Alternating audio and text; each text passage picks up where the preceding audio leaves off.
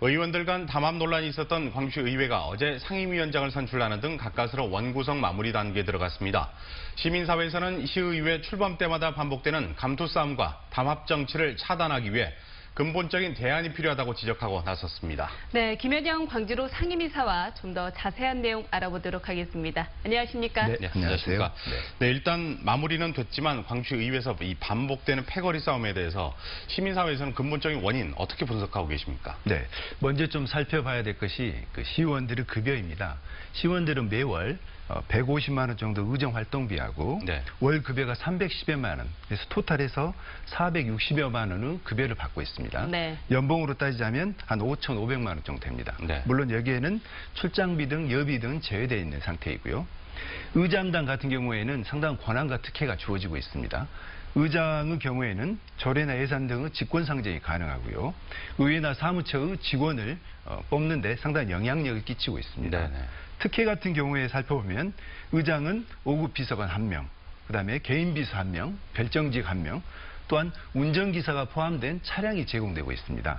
업무 추진비만 살펴보면 의장 같은 경우에는 5,900여만 원의 업무 추진비가 제공되고요. 네. 부의장의 경우에는 2,900여만 원, 그다음에 5개 상임위원장 같은 경우에는 1,800여만 원의 업무 추진비가 제공이 되고 있습니다.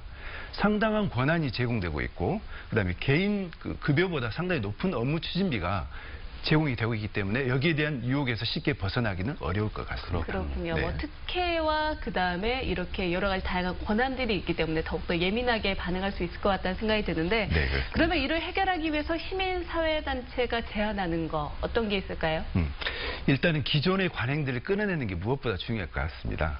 의장단을 명예직으로 하고 특별위원회 혜택은 없애버리는 방법을 하나 생각해 볼 수 있겠습니다. 네. 그래서 의장, 부의장 임기를 대폭 축소하는 거, 현재는 2년입니다만은 1년 이하로 줄여가지고 순환제로 의장, 부의장을 하는 뭐 이런 것을 한번 생각해 볼 수도 있겠고요. 네.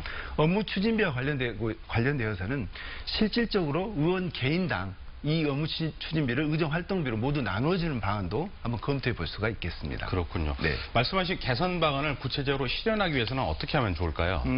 몇 가지 것을 검토해 봐야 되는데요. 먼저 이제 법 개정이 무엇보다 중요할 것 같습니다. 네네.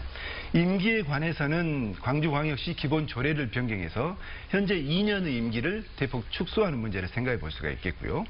업무 추진비 같은 경우에는 이게 조례에 의해서 구체 매 분기 1회별로 홈페이지에 공개하게 되어 있습니다. 네. 이것을 꼼꼼히 살펴봐야 될 것 같고요. 세 번째 같은 경우에는 업무 추진비 과다 책정에 관한 시정이 노력이 필요한데, 이건 행정자치부령에 의한 지방자치단체 업무 추진비 집행에 관한 규칙이 있습니다. 네. 네. 이걸 구체적으로 개정하는 작업들이 필수적으로 요구된다고 보여집니다. 그렇군요. 네. 그런데 시민사회가 이렇게 주장하는 내용들 시의회가 받아들일까요? 물론 어렵습니다. 예. 어제 시의원들이 집단적으로 이번 사건 파행과 관련돼서 사과를 했는데요. 네. 의원 자신 스스로들이 기득권을 놓는 것은 상당히 어려운 문제인 것 같습니다. 사과는 하되 제도 개선을 하지 않는 것이 지금까지 정치권들의 일반적인 좀 모습이었던 것 같고요.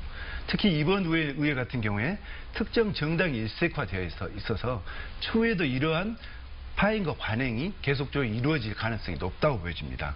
시민사회단체와 시민들의 감시 목소리와 제도적 개선을 적극적으로 좀 요청해야 된다고 생각되어집니다. 네, 시민단체 역할도 더더욱더 강화돼야 되고 또 저희가 또 기대를 해봐야 될 부분인데, 그렇습니다. 시의회가 대의기관으로서 기능을 잘 수행하기 위해서 어떤 방안들이 필요할까요? 일단은 이제 제도적인 장치 보완이 굉장히 좀 필요할 것 같습니다. 네. 아까 말씀드렸던 것처럼 의장단 같은 게 순환 보직을 통해 가지고 근데 실질적으로 역할을 하는 것이 실은 없습니다. 네. 네. 이런 의원들과 비슷하기 때문에요. 그런 거 한번 따져볼 필요가 있고, 또 하나는 어떻든 이번에 초선 의원들이 한 20명 정도 됩니다. 그래서 자정 노력들, 주저지 않고 정말 권한과 특혜를 내려놓는 자정 노력들이 무엇보다 좀 필요할 것 같고요. 네. 의회에 대한 감시 비판의 목소리, 그다음에 우리의 시각이 더욱더 절실히 필요하다고 보여집니다. 네, 알겠습니다. 오늘 말씀 잘 들었습니다. 나와주셔서 고맙습니다. 네, 고맙습니다. 감사합니다.